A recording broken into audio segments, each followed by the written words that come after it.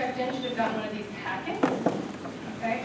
This nifty packet has some information for you that the panelists may talk about, such as job titles or different skill sets that might be needed to get into the field. But at the very end, after you're inspired by the stories that they're going to tell, we actually have a list of internships and jobs that are currently open right now for social media, and they're all posted on Sparta Jobs. So if you are in the phase of actually wanting to apply for internships or current positions, then these positions are for you. Okay. The other thing is, when we're finished with the panel, if you would be so kind as to share your feedback with us on the evaluation forms, we'll be collecting them on the way out and the exit. And with that, we can go ahead and get started. So let me go ahead and introduce our esteemed panelists today. We're going to start with Stephanie McNevy, who is representing LinkedIn, and she also used to work with three of these gals over here at Ocean Communications, so they may share some interesting stories with you from their previous employer, and she does content marketing management for them. Next to her, we have Melissa Morell. She's a social media manager for Roku. Shani Ben-Zur, social media manager at Dropbox. And then finally, Todd Inouye, who's the senior editorial producer at iTunes. And so they're going to share some of their experiences and background with their social media careers. We'll do that from about 2 to 3. And then we'll go ahead and break for a Q&A with you guys if there's any questions that you may have. And then upon that time, we'll also break for maybe a 30-minute, 40-minute networking session. There are tables in the back at which they'll each be able to answer individual questions if you'd like to meet with them. So with that, let's just launch into getting to know our panelists. And the first question I have for you is if you can maybe tell us a little bit about your role and what you do as a social media professional. We'll start with Stephanie. Hi, everyone. I am actually just transitioning out from a social media role into a content marketing manager role. And what that content marketing kind of means is using content to market either products or solutions. And what that means for LinkedIn is our content pieces like ebooks, and tip sheets, things that recruiters would go and download to learn more about how to recruit more effectively on LinkedIn, how to tips and tricks for their talent acquisition, which is a fancy word for recruiting, and their strategies. So basically, what I'm really excited about is I get to use a lot of the things that I learned in my social media roles to help amplify some of these great content pieces I'll be producing, whether are they ebooks or tip sheets or videos or blog posts. Yeah. Yeah, and I'm social media manager at Roku, so what that entails is a lot of writing, so on our blog and trying to come up with news when we don't have any news, a lot of that, working on obviously Facebook, Twitter, all the social channels, and then also working a lot with partners, so like HBO and Netflix, and finding opportunities for them and working together with them on our social media channels as well. Hi, I'm Shani, social media manager at Dropbox. Let's see if you guys can read here. So my job is kind of twofold. On the one side, I work on helping grow our brand and making people love it, for sort of that emotional element. And on the other side, it's about helping get more customers paying for Dropbox, so on the pro and the business side. And the actual tactics there are a lot of content creation, managing communities across all of our social profiles, working with our PR team whenever there are crises. Whenever people think that something bad has happened, they turn to social as the first place to get support and also to complain. And working with our marketing teams on any of the campaigns and any of the paid initiatives that we have to do. And just generally anything that ever touches the user through social kind of runs through for my team. You got a microphone. That's awesome. That's impressive. I'm a San Jose State grad. Yeah. Actually got my first job, the first internship at that old ass student union over there. On a day like this. I do pretty much almost the same thing as these guys do, but what I do, I listen to music all day, I watch TV shows all day, I watch movies all day, listen to podcasts, iTunes U, lessons, all these things. And then I try to make it make all you guys want to listen to those things. That's the easiest way I can think of it. And you get paid to do that? Yeah, and right here it says my average salary is $30,000 to $45,000. Can you prove that wrong then? Is that inaccurate?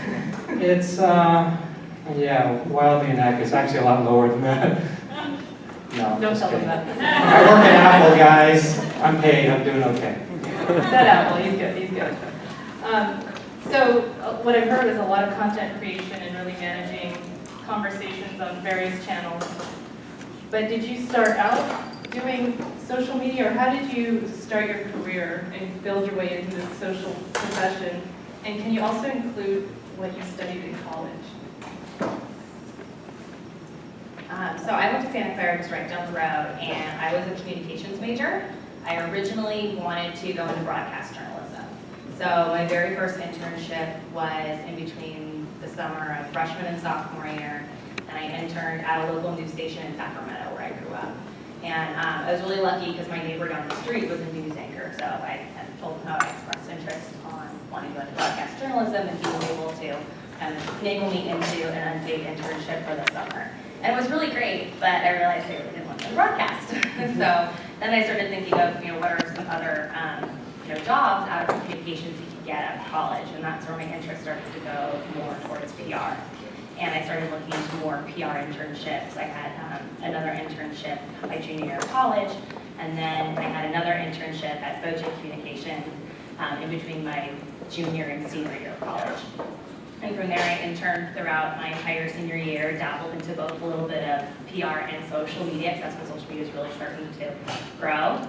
I remember my first week on my internship, I had the PlayStation blog as my account, and I was reading all the comments and thinking, what is this blog thing? I really don't get it. And now it's like huge foot now. That's all I love to do now. But yeah, I originally started off wanting to go into broadcast, and when I kind of found my interest into PR and social media were really starting to meld together, my interest towards social media started to grow, and I really wanted to dedicate more of my career on that.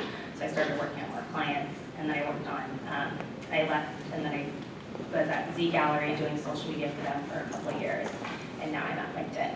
So that's kind of my journey to social. And I went to San Francisco State, just up the street, and I studied radio and broadcast. So kind of similar to Stephanie's story. I started, that was my, well actually I graduated with that major, but I started internships. I worked on the Alice Morning Show, which you may know, 97.3. And I also had an internship with Sony Music. So I was kind of debating which way I wanted to go. So I actually ended up going into radio, and I worked as a radio producer. So I started that career for at least 2 years, and then I realized there wasn't much of a career path there. So I made the jump to PR, and I actually took a big demotion, and I went back to being an intern when, everyone my age was in, the midst of their career. So that was one thing I did that was really scary, but it was very worth it because I got into PR, I started working with them, PlayStation, and then I was on PR and social media accounts, and as Stephanie said, it was just starting out social media, so it was my favorite part of my job, so I just decided to start doing that full-time. So after I left Boche Communications, I went over to Shutterfly and Tiny Prints, and then made the jump to Slacker, which is a streaming music service, and now I'm at Roku, so it was kind of a long journey. I went to UCSD, and I didn't do anything related to communications. I started out an electrical engineer, which was very difficult, and I decided that probably wasn't going to be my life path. And I changed into their version of Biz Econ. It was a really math-heavy econ degree. And I got out of college and I started doing, I had sort of a finance job. I was doing executive compensation consulting, also totally unrelated to this field. And after a short while, I realized, similar to Melissa, that was not my calling. And I took a little time off, and a friend of mine told me about PR. I had never even considered it. I didn't even think it was something that I could do. But I was really tech savvy, I was really strong communicator, I had strong writing skills, and I just got into it at a super tiny PR agency that was 2 women that used to run PR for Apple. They left a long time ago. And their clients were mainly made up of ex-Apple people who were starting their own companies, so really early stage startups. So I started doing PR for them, and being at a tiny boutique agency was great because you got to participate in the entire PR process. And that was pre-social media.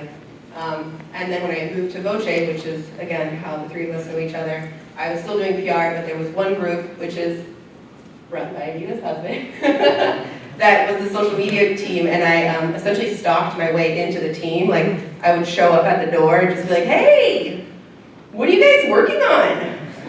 Is that PlayStation? Cool.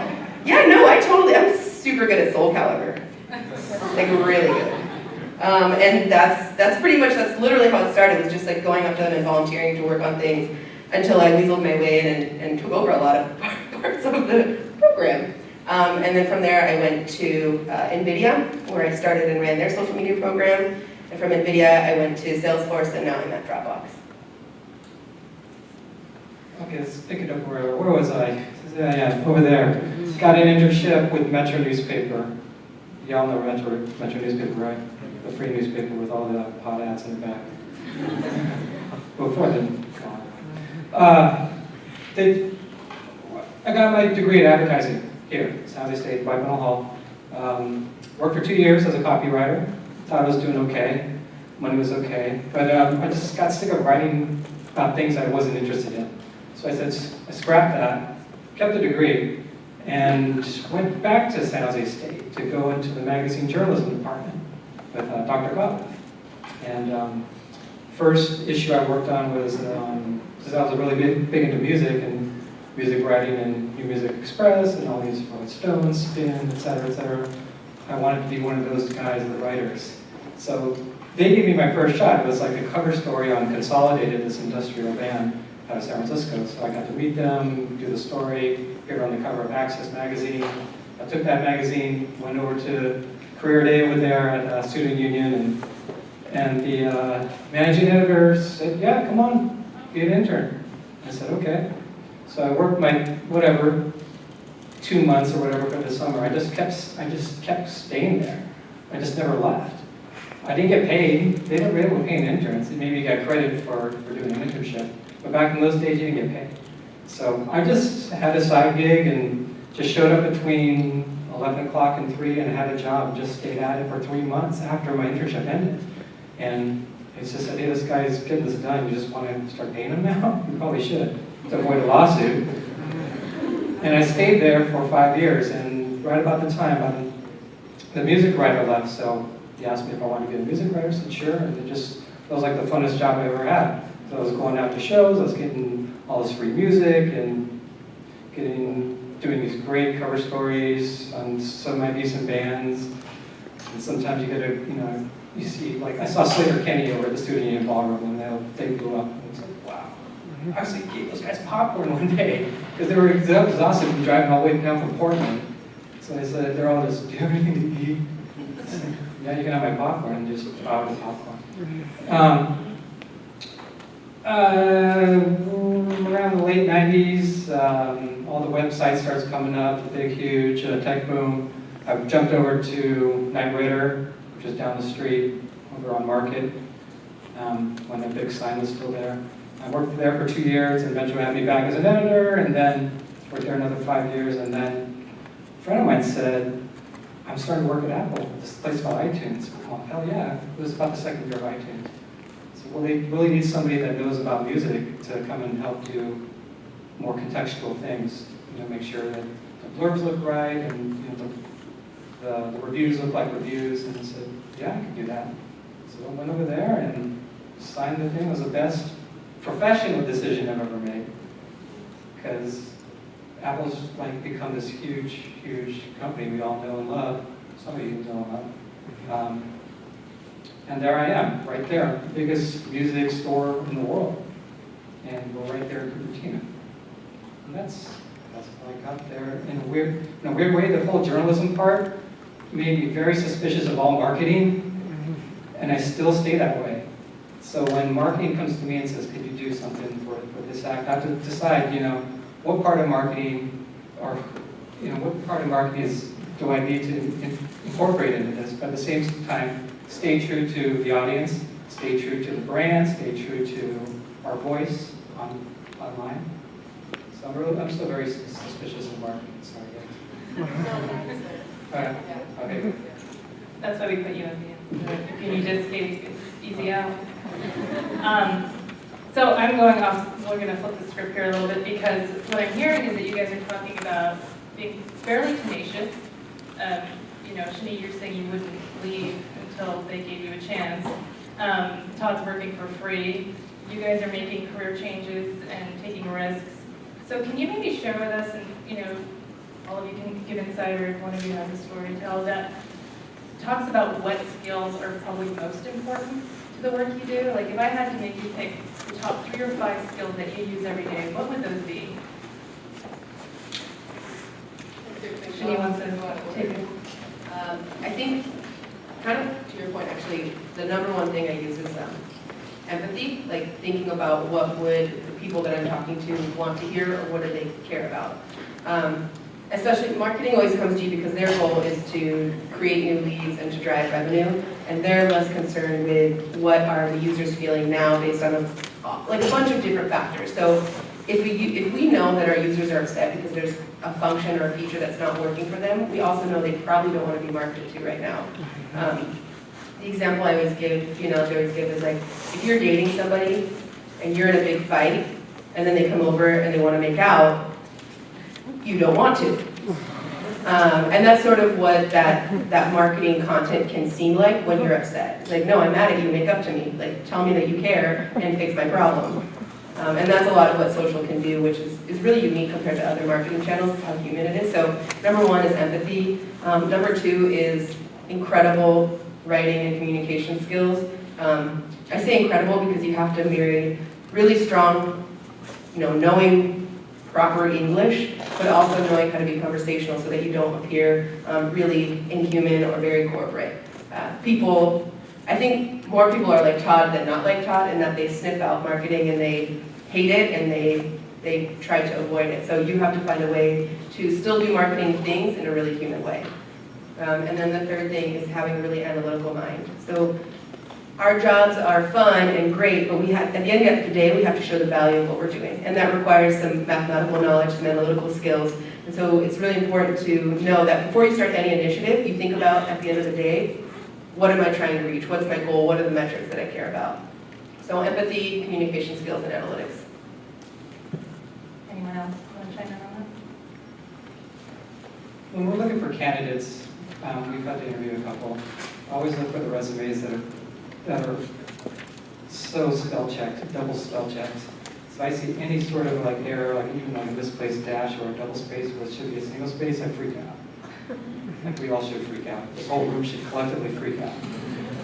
So always be on point with your spell check for sure.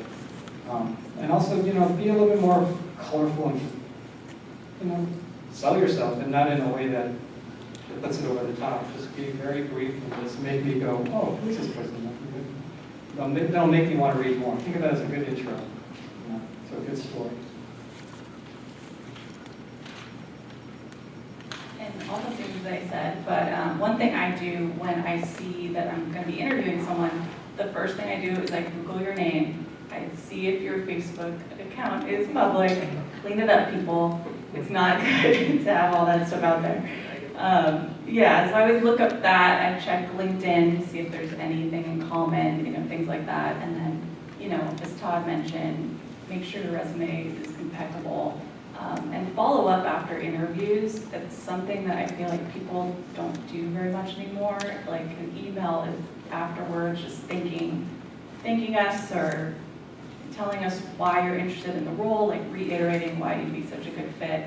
I think all of those are super important. And then in the role, I think just being organized, analytical, as Shani mentioned, and really attention to detail is so important because, as I'm sure a lot of you have seen, brands, if someone tweets something wrong, and you're a big brand, it's on Mashable the next day. So it's really important. I mean, it's not just really, you're having fun on Facebook and Twitter. This is brand communications. You're working very closely with PR. So it is a very serious role, but it is fun as well. So you guys gave some good tips of what to do to stand out or in the application process and the skills that you want to highlight. How can our students get experience with some of those things now while they're students? So analytics, for example, how would a student start understanding or getting their head around that? Or, writing skills, there are things that they can do now, but are there any other activities or classes or internships that you think might be helpful in developing those skills? I have a cousin who is a sophomore at USC, and she really wants to get into journalism, and she's interning at the local newspaper, but I also tell her to start a blog. She has a passion for sport. She's not able to write the sports column for the USC Trojan yet, but she definitely wants to beef up her writing skills and use that as a portfolio to hopefully get a job after college. And I think starting a blog is a great way to do that. Not like the, oh, let me share my outfit for the day and post it on Tumblr, but like a very thoughtful blog to really show off your writing chops, and then measuring that and seeing how many likes and shares or page views you've gotten on that blog through using tools like Google Analytics, which are free for blog sites. So I think, being able to kind of dabble around in the blogging sphere and show this is my personal blog or this is my personal work, and then fields like music or somewhere where you're really passionate about to express, your love and your knowledge of that topic. I think, a lot of employers will be impressed that you were able to start something like that and be able to manage it and start analyzing it, even if it's just at the foundational level. I also think because of this age of everybody's got a Facebook page, everybody's got a Twitter page, and everybody has interests, why not take over a friend's band's page? Or there's a brewery in Santa Cruz that I like, and their Facebook page sucks. I go, this could be so much better. You got such good beer. Why don't I do it? It's just something to have in your resume. I'm too busy to do it, but if you guys want to do it, hit me up after and I'll tell you which one. I think just showing that desire and sort of that drive to want to show what you can do on social and have it pay off, in likes and favorites and growing their fan base, or whatever you call it, exponentially. That's a good feather in your cap too. And it's fun too, because you're doing something that you're interested in. That's sort of why I got into writing about music, because I didn't want to write about pasta restaurants, doing 30-second radio ads on Kara for pasta restaurants. I wanted to write about cool bands or DJs or whatever it is. So make your passion your drive in your career. You'll never be bored. Great advice. So you guys have developed your careers to, a managerial level, or definitely not entry level. So would you have any examples of what an entry-level position might look like, or even an internship and maybe sample projects that someone might take on if they're new to the field? So at Dropbox, there's a rotational program for new college grads. And the rotational program lets you kind of participate in different parts of the business. So we have it's a DRP. We have a DRP that's starting on my team soon, and the project that we've laid out for her is we want her to go through the last 3 months of every mention of the word Dropbox on Twitter and to categorize what are the topics, what are people saying? Is it support-related requests? Is it people expressing their love for Dropbox? What kind of love are they expressing? Is it people mentioning us in terms of competitors? And to really have an organized outlook on what people are saying about Dropbox, so that we can take that information back to our stakeholders and say, okay, well, we need more support to handle social support, so actual help requests, or we need more budget to run ads because there's a lack of awareness around some of our products. So she's really going to dig in and actually read everything that everyone's tweeted about Dropbox for 3 months. It's about 1 million tweets. So she's going to be busy. The other thing is we have a lot of different tools in social for social monitoring, things like Radian6, Sysomos, NetBase, Google Analytics on the blog analytics side. So we'll be having her dig in to some of those to do light reporting on a weekly basis. These are things that are kind of, sometimes they take time from somebody who's working on more critical things, but they're so important in showing that value of your program. So she'll be reading, she'll be analyzing, and she'll be reporting, and then she'll also be flagging for us when there are issues on social, and we can respond.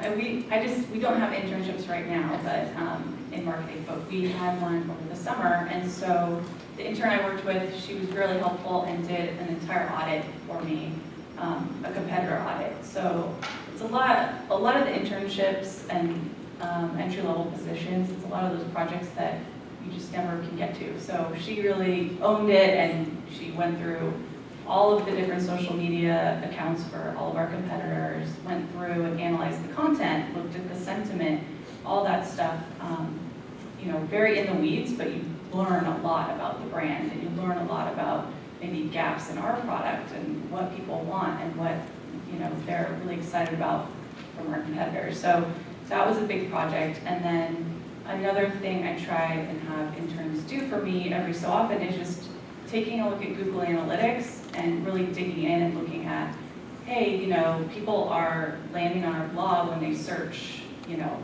whatever channel it may be or whatever product feature.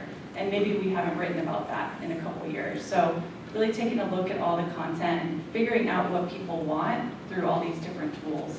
So Google Analytics, as everyone has mentioned, is free, and there's so much info in there, and so it's such a great skill to have, and tons of reports, and it's super easy to use. So iTunes has interns, that's all I can say. No, seriously. Yeah, we do have interns. They come in and they're like super, super sharp students. Like, makes me look like crap. Because they're so driven, it's ridiculous. Okay, so you guys have kind of set the bar here, so it's hard to get into your companies. What does someone need to do to get past the barrier? So the last person you hired, the last intern, what was it that they did that you said, yes, I'm bringing them on board? I think for me, it's mostly cultural fit.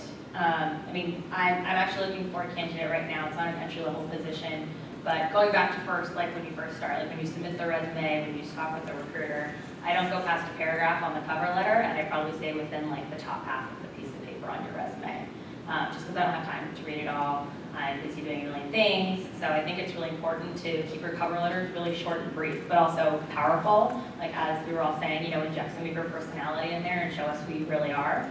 And then for your resume, make sure all your most, your top accomplishments are at the top, so we can see those right away.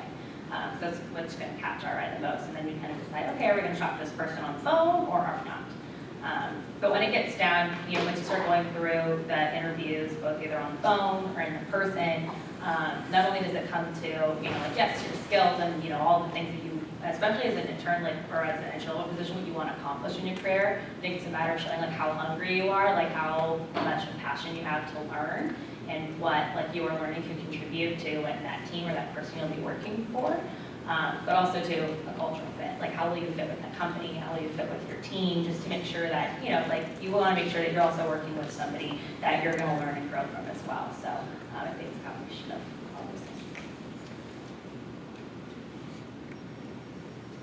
things. I think that paper resumes are great, but it's really nearly impossible to break through just with a resume at this point. Based on the last 3 companies I worked at and based on working really closely with our recruiting team at Salesforce, I know that they get hit with over 200,000 resumes a year. So there's no way that they're able to really sit and look through that. On the other hand, over 60% of the hires are made through referrals. So that just goes to show it's really important for you to work your personal network, even if it's a somewhat loose connection, like maybe a friend of a friend. Offer to take them out for coffee, make it an informational interview. You really just need to have that introduction because most companies these days make the majority of their hires through referrals. And it's really hard to differentiate yourself in an email or over a piece of paper. You really need that in-person connection. So the power of networking. And the valley is small. So a lot of shifting between different organizations, people getting to know who you are and your reputation. With that, is there anything, and especially on the area of networking, any advice of what not to do? Are there any no-nos on LinkedIn? Any no-nos that we should be aware of? I completely agree with Shani, like find another alum. There's a great tool on LinkedIn called the Alumni Tool, where you can go to the San Jose State school page, the university page, and you can search by, let's say, graduates, anybody that graduated from 2008 to 2012 with the major that you graduated in or the job, and you can find somebody to send an email and reach out to. First thing is, don't say I want a job.